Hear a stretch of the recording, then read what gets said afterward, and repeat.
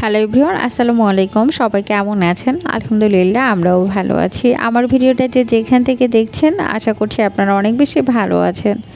ভিডিওটা আমি সন্ধ্যা থেকেই শুরু করেছি। আজকে কি কি বাজার করেছি, পরের দিনের টুকিটাকি কাজকর্ম সব মিলিয়ে ভিডিওটা থাকছে, দেখতে থাকেন। আশা করছি আপনাদের কাছে অনেক বেশি ভালো লাগবে। আজকে আমরা সবাই মিলে স্বপ্নতে গিয়েছিলাম, আপু, আমি, দুলা ভাই।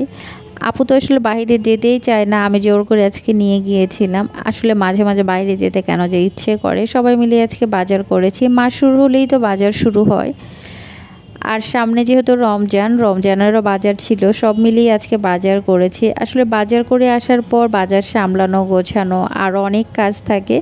সবাই মিলে বাজারগুলো গুছিয়েও নিয়েছি, যেটা যেখানে রাখার প্রয়োজন সেটা সেখানেই রেখে দিয়েছি। আর যেগুলো আছে সেগুলো আসলে এখন প্রয়োজন নাই, সেগুলো প্যাকেট ধরেই রেখে দিয়েছি।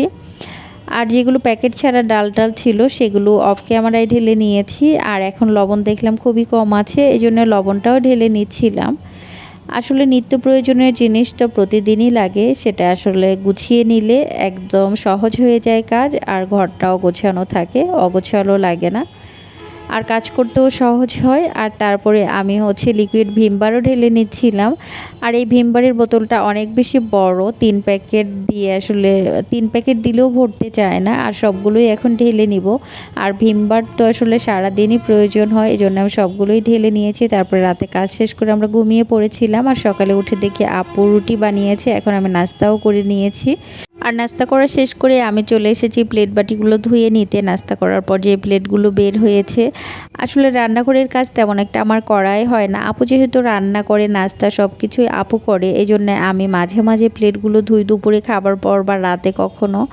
আসলে প্লেট ধুইতে বোঝা যায় না যে কতগুলো দিনে প্লেট বাটি ধোলাই করা হয়। আর আমার অনেক বড় একটা প্লাস্টিকের ডালি আছে, আমি সেখানেই পানিগুলো ঝরাতে দেই।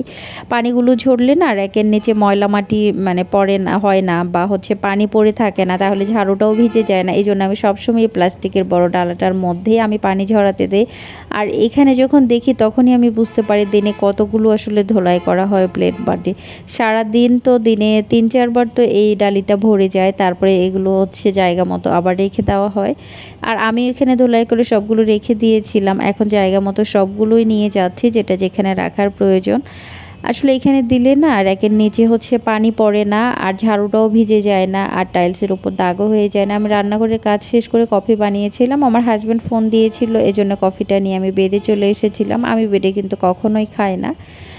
আর আমি কফি খাওয়া শেষ করেই চলে এসেছি বেলকুনিতে পাখিগুলো আসলে সেট করছি। আসলে পাখিগুলো কিনেছিলাম, সেট করাই হয় নাই।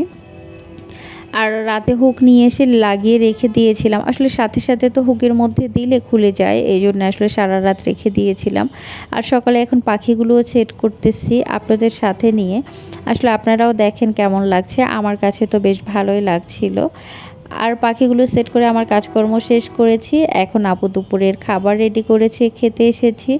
একসাথেই আপুর রান্না আর আমার ঘর পরিষ্কার করা, দুইটা কাজ। এই জন্য আসলে আমি বেশিরভাগ সময় ভিডিও নিতেই পারি না।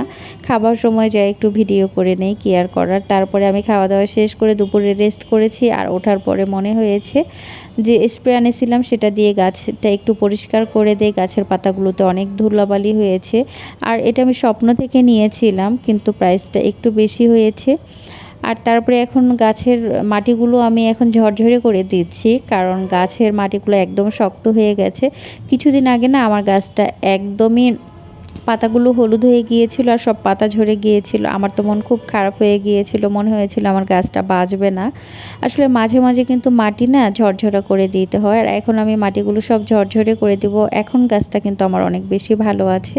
আর পাতার উপরে এত বেশি ধুলাবালি, একদম ময়লা হয়ে গেছে। রাস্তার পাশে যেহেতু বাসা আমার, এমনিতেই অনেক পরিমাণ ধুলা পড়ে। আর এই জন্য আমি গাছগুলো এখন পানি দিয়ে ধুয়ে দিচ্ছি, তাহলে পাতাগুলো চকচকে হলে দেখতেও ভালো লাগবে।